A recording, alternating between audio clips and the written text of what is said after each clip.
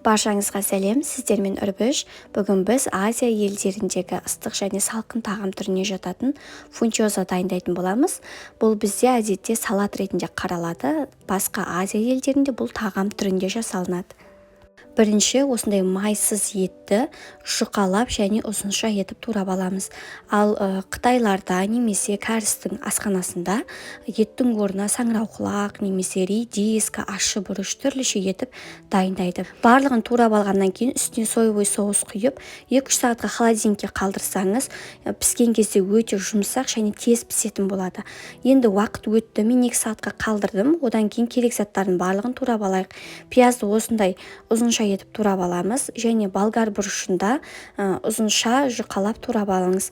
Негізінде көк, сары кез келген пайдалансаңыз болады. Енді мен қызыл әдемі түс береді деп арнайы осы қызылды алдым. Сәбізді үккіштен өткіземіз осылай, және балғын түрін пайдаланыңыздар, свежий болсын сәбіздеріңіз. Енді болгар бұрышын екеуін бірге біріктіріп, аздап тұз сеуіп, қолымызбен жай ғана араластырамыз, қатты мыжымаймыз, өйткені жаңағыдай сәбіз мыжылып ішінде сынып кетудің қажет емес. Біз бұны ең соңында қосамыз, оған дейін тұзы сіңіп дайын болып тұрады. Енді табамызға аздап сұйық май құямыз. Қыздырып болғаннан кейін маринадталған етімізді саламыз.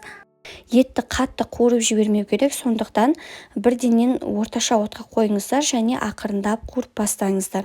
Ескерте кетейін, менің етім тұздалған. Егер де сіздерде тұздалмаған ет болса, осы кезде тұзды қосыңыздар. Міне қараңыздар, осылай бақылап тұрсаңыздар, еттің өзінің сөлі суы шығып бастайды. Дәл осы кезде оттың асын төмендетесіз және толықтай қақпақты жауып 3-4 минутқа тағы қалдырыңыз.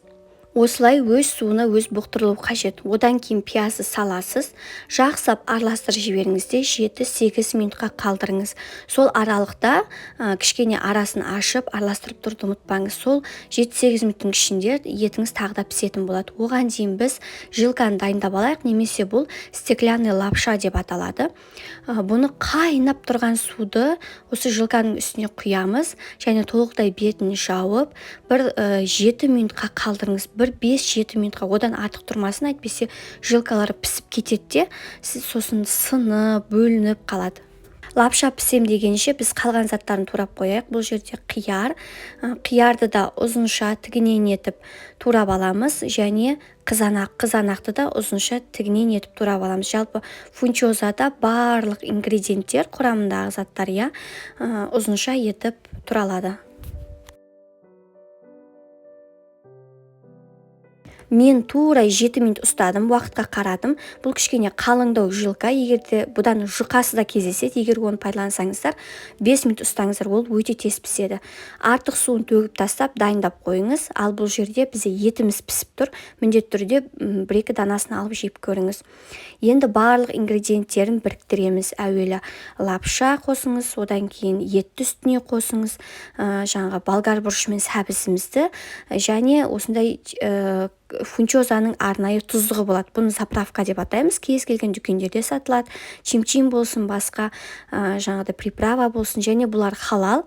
Ешқандай артық қоспасы жоқ. Сонымен бірге жақсылап араластырып алыңыз.